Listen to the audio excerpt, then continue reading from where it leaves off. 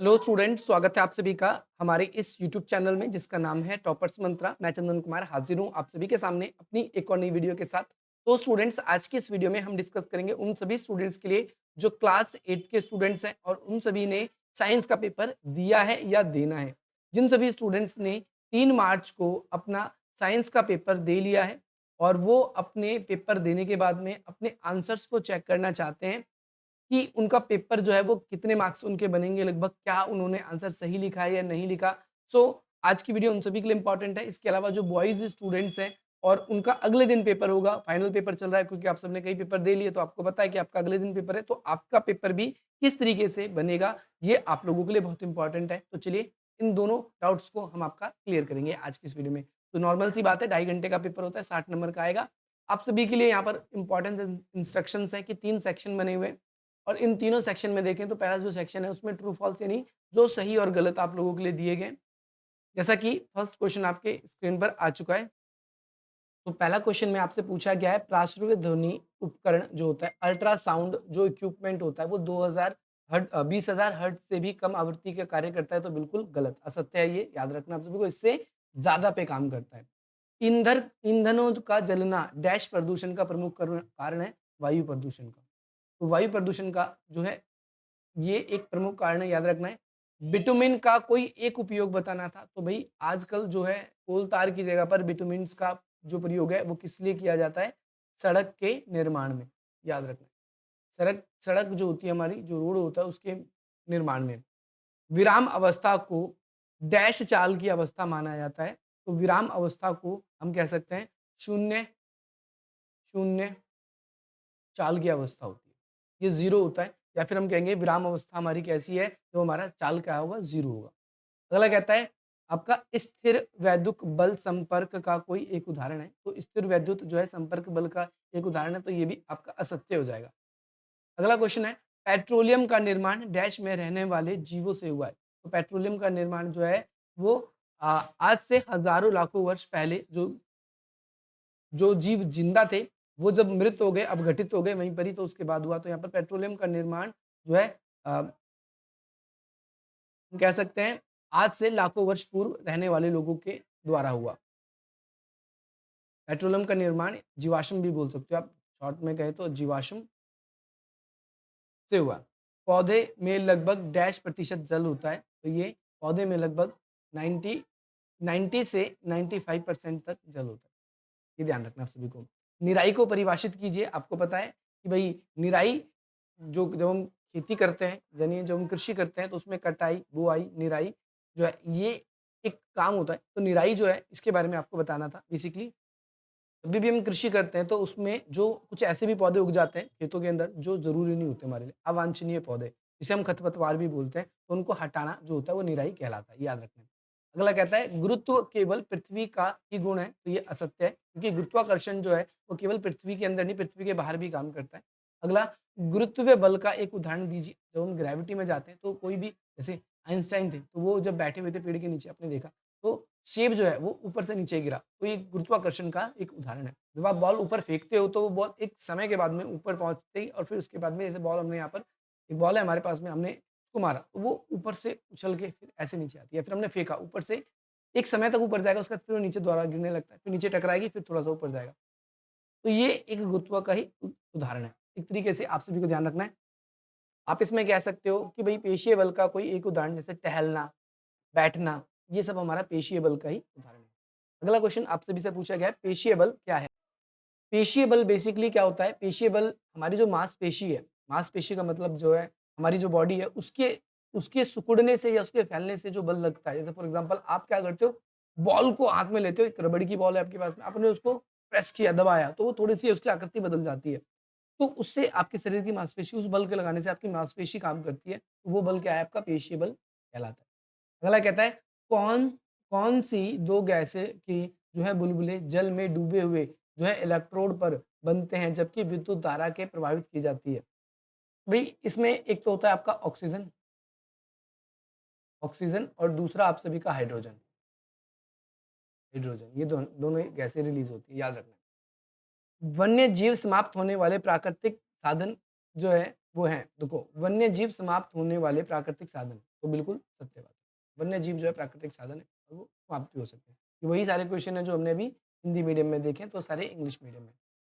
वाहक का नाम बताना है, वाहक का मतलब जो फैलाते हैं, जैसे मलेरिया फैलाने वाला और डेंगू फैलाने वाले जो वायरस है उनके नाम तो डेंगू वायरस जो है वो मच्छरों के द्वारा फैलता है और मच्छरों में भी उन मच्छरों से जिसमें डेंगू नाम का वायरस पाया जाता है, उसी मच्छर से फैलता है।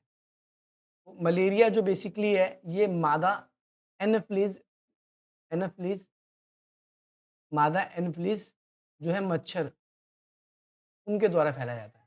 ठीक है, याद रखना आप सभी को।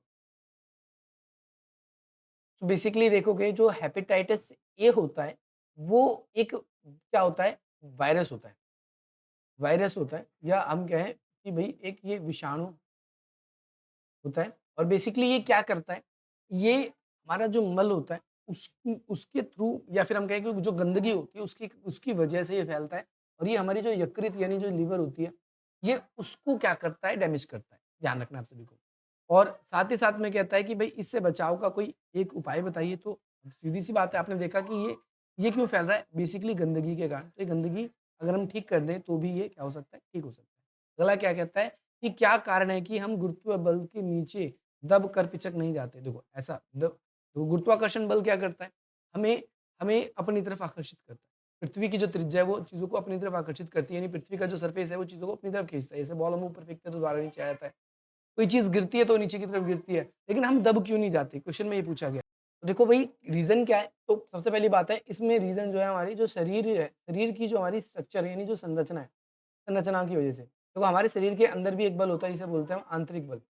आंतरिक बल आंतरिक बल और ये आंतरिक बल देखो ये कैसे काम करता है? ये एक हमारी बॉडी का जो एक तरल पदार्थ है हमारी बॉडी के अंदर और एक है हमारी बॉडी के अंदर जो है सॉलिड सॉलिड यानी ठोस पदार्थ। ठोस में क्या आ जाता है? जैसे हड्डी वगैरह आ गई। तो ये क्या करती है पृथ्वी के सरफेस में हमें दबने नहीं देती, घुसने नहीं देती। अब जैसे मार्कर ही है, अगर मार्कर मैं ज़मीन पे रखता हूँ तो ये थोड़ी ज़मीन के अंदर घुस जाएगा। इसका जो स्ट्रक्चर है, ये क्या करता है जब तक कोई दूसरी भारी चीज़ इस पे नहीं गिरेगी तो वो दबेगी नहीं। दबने का मतलब ये भी टूट जाएगी, फट जाएगी। लेकिन धरती के अंदर नहीं धँस जाएगी, कार्टून वाला कोई सीन नहीं होता है यहाँ पर। तो आपको ये याद रखना है। अगला कहता है कील के नुकीले सिरे का क्षेत्रफल और इसके शीर्ष की अपेक्षा बहुत कम क्यों होता है? देखो, कहता है जो कील है, हम देखें कील को तो कील कुछ इस तरीके की संरचना में होती है हमारे पास में। तो इसका जो नुकीला है, इसका क्षेत्रफल और बाकी जगह का क्षेत्रफल जो है वो डिफरेंट क्यों? तो हम इसके लिए क्या कहेंगे? हम इसके लिए कहेंगे कि भई इसमें सबसे बड़ी बात है दबाव। दबाव का मतलब होता है प्रेशर। प्रेशर। किसी भी बल को अगर हम देखें तो वो प्रभावित क्या चीज़ करती है, वो उसका प्रेशर करती है। अगर हम देखें फॉर एग्ज़ाम्पल के तौर पे मैं आपको बताऊँ, तो जो नुकीला हिस्सा है, उसपे प्रेशर कम है और बाकी जो बॉडी का बाकी का जो अलग-अलग पदार्थ है, जो भाग है, इस पे दबाव ज़्यादा होता है। इसकी वजह से, दबाव की वजह से या इसके क्षेत्र की वजह से भी वो उसका जो क्षेत्रफल होता है, वो क्या होता है, ज़्यादा होता है। अगला क्वेश्चन है आपका एलईडी का पूरा नाम बताइए। तो इसका पूरा नाम है लाइट एमिनिटी डायोड। ये याद रखना है आपको लाइट एमिनिटी डायोड। हम क्या कहेंगे? Light amenity diode. अगला आसुत जल विद्युत जल का अच्छा चालक क्यों नहीं होता? क्यों? देखो आसुत जल का मतलब होता है प्योर वाटर। क्योंकि इसमें क्या नहीं पाया जाता? लवण नहीं पाया जाता, सॉल्ट नहीं होता और सॉल्ट ना होने की वजह से ये जो है अच्छा चालक नहीं माना जाता। कोई 2 प्रतिजैविक का नाम बताइए। देखो प्रतिजैविक क्या होते हैं? प्रतिजैविक का मतलब जो हमारी इम्यूनिटी पावर को बढ़ा देते हैं। कोई 2 प्रतिजैविक का नाम बताइए। सो दोनों नाम आपके सामने मैंने लिख दिए। एक को बोल सकते हो आपका एमो एमोक्सिसिलिन और दूसरा आपका एजिथ्रोमाइन। ये दोनों के दोनों क्या है? एक तरीके से प्रतिजैविक हैं जो हमारी इम्यूनिटी पावर को बूस्ट करते हैं। चेचक के टीके की खोज किसके द्वारा की गई थी? तो इसका राइट आंसर है एडवर्ड जेनर। एडवर्ड जेनर के द्वारा की गई थी। यदि आपतन कोण 60 डिग्री का है तो परावर्तन कोण भी 60 डिग्री का ही होगा क्योंकि क्योंकि ये मान लिया हमने मिरर है और यहाँ से जितनी डिग्री पे कोण बन के आता है उतनी डिग्री पे ही जाता है। पार्श्व परावर्तन क्या होता है? बेसिकली जिस एंगल से कोण आता है उसी एंगल से चला जाता है, वो पार्श्व परावर्तन कहलाता है। अगला कहता है विसरित परावर्तन और आपका नियमित परावर्तन का मतलब क्या होता है? देखो कोई दिन 2 अंतर लिखने थे। विसरित परावर्तन का मतलब कैसे कोई किरण आई और आने के बाद में इस लेंस से टकराती है और वो फैल जाती है पूरी तरीके से, जैसे टॉर्च में होता है। हम देखते हैं कि लाइट प्रकाश आता है लेकिन वो धीरे-धीरे फिर पूरी जगह फैल जाता है, तो वो क्या है विसरित परावर्तन का नियम। और नियमित परावर्तन का मतलब है कि जैसे आ रहा है वैसे ही जाएगा, जैसे आपतन कोण परावर्तन कोण के बराबर है। अगला कहता है कोई वस्तु 2 सेकंड में 20 दोलन पूरा करती है तो इसकी आवृत्ति क्या होगी? उसको डिवाइड कर दो तो 10 हो जाएगा। आवृत्ति का मतलब है वो कितनी बार में रिपीट कर रहा है। तो ये सारे क्वेश्चन वही हैं जो आपके यहाँ पर इसमें बताए गए हैं, आपके यहाँ पर बताए गए हैं इंग्लिश में। अब यहाँ में पेट्रोलियम के कोई 2 संघटक बताइए, संघटक। तो यहाँ पर हम क्या कह सकते हैं इस क्वेश्चन देखो कोई भी क्वेश्चन अगर आपका ऐसा हो जाए जो इंग्लिश में समझना है, हिंदी में समझना है तो आप इंग्लिश में पढ़ लो, इंग्लिश में समझना है तो हिंदी में पढ़ लो।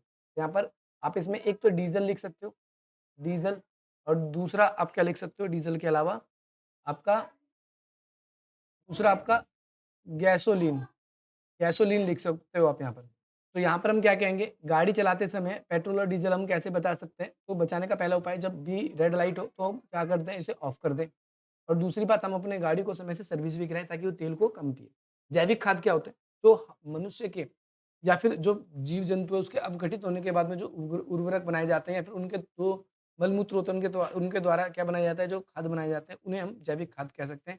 ये अपेक्षा क्यों अच्छी मानी जाती है? अच्छी क्यों मानी जाती है? क्योंकि भई ये क्या करती है, ये बायोगैस भी इससे हम बना लेते हैं खादों से और सा पहली बात तो रीज़न ये है, हम बायोगैस बना लेते हैं इससे जैविक खाद के बाद में। इसके बाद में ये हमारे पर्यावरण को कम प्रदूषित करती है। साथ ही साथ इनका उपयोग से जो भी फल-सब्ज़ी जो भी उगाया जाता है, तो वो भी हमारे लिए हानिकारक नहीं होता, ध्यान रखना। सिंचाई के कोई 3 पारंपरिक तरीके बताने थे आपको, तो पारंपरिक तरीके में हम कह सकते हैं कि वही कुएँ से सिंचाई करना, दूसरा नहरों से सिंचाई करना, 2 गया और तीसरा वर्षा से सिंचाई करना, वर्षा की। तो ये कह सकते हैं। अब नीचे यहाँ पर कान के कुछ आपसे भाग पहचानने हैं, उनका चित्र लिखना है और ये तो हम बताते ही हैं। इसके अलावा क्वेश्चन में पूछा गया है, ध्वनि की प्रबलता के आयाम किस बात पर निर्भर करती है? तो ध्वनि की प्रबलता किस उसके आयाम पे कैसे निर्भर करती है? यानी ध्वनि जो होगी कितना साउंड कितना तेज़ होगा, कितना स्लो होगा, ये किसके थ्रू जा रहा है? ये हमें तब हम इसका डिसाइड कर सकते हैं। जैसे वाटर में, गैस में, सॉलिड में कैसे जा रहा है, उसका आयाम यही डिसाइड करता है। अब यहाँ पर चित्र की बात करते हैं, तो इस चित्र के जैसे नाम लिखने हैं।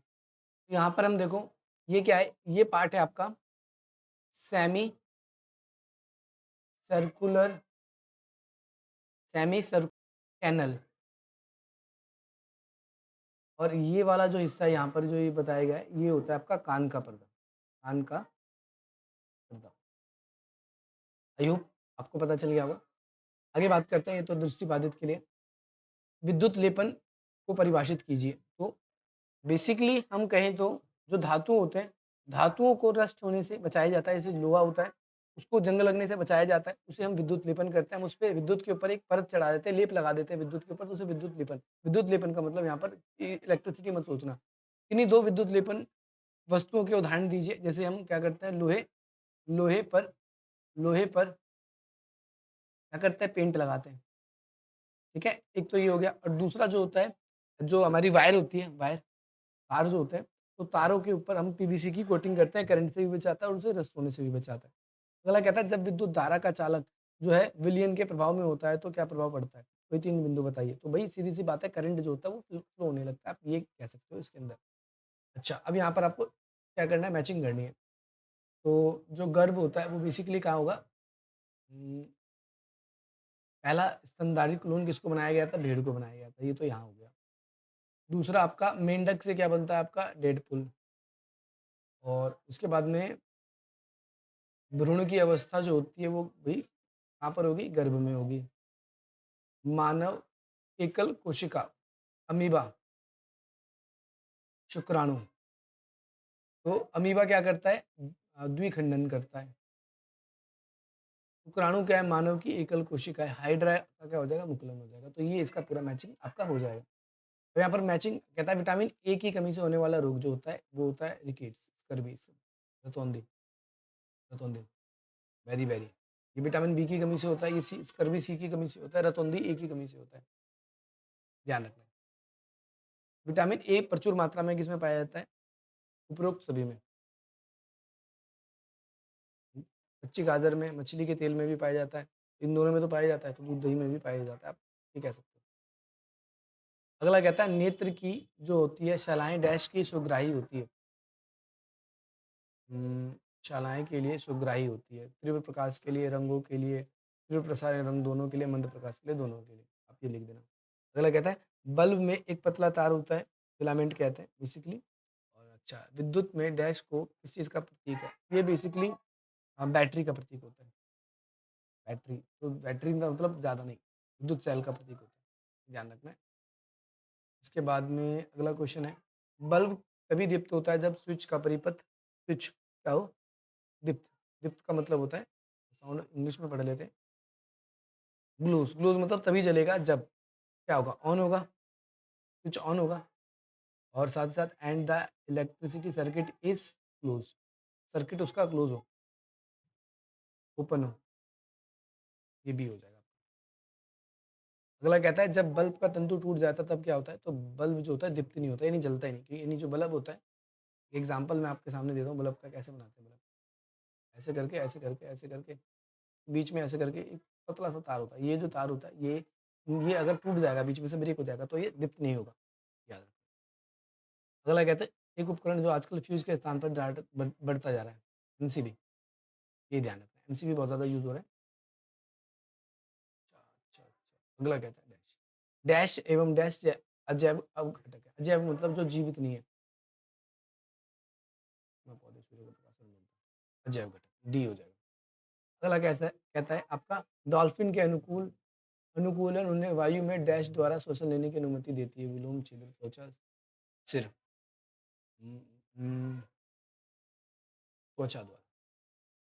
एक बारी देख लेते हैं इसमें, दिया गया है क्या इसके बारे में बताया गया?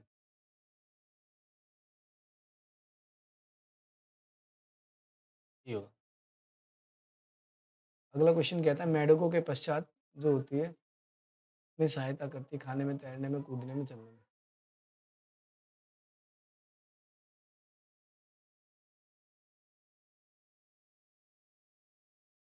कहता है आपका स्क्विड एक डैश है, समुद्री मछली, समुद्री पौधा, मत्स्यस्थलीय पौधा।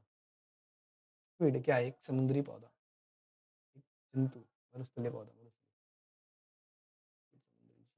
जीव है। ये पूरा आपका पूरा पेपर था आपका, आई होप आपको क्लियर हो गया होगा। बाकी मिलते हैं हम आप सभी से अपनी अगली वीडियो में।